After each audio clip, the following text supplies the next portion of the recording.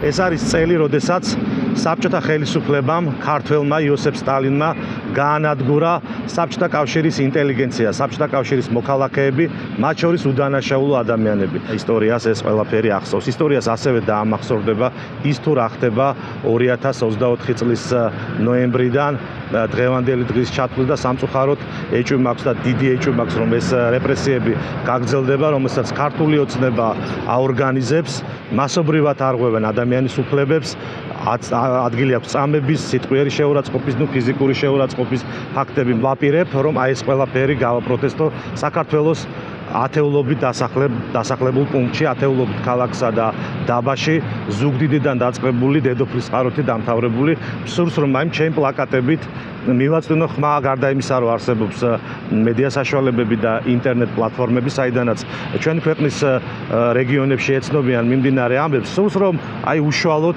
ჩავიდე ქალაქებში და გავშალო პლაკატი თავისუფლება მზია ამაღლობილს, თავისუფლება ნიკა კაციას. დღეს შევიტყვე ახალგაზრდა ისტორიკოსი დაუკავებიათ, სამწუხაროდ აღარ მახსოვს სახელი და გვარი და საერთოდაც უკვე რთულია ამდენი სახელის და გვარის დამახსოვრება, იმიტომ რომ ძალიან ბევრი ადამიანია დაკავებული.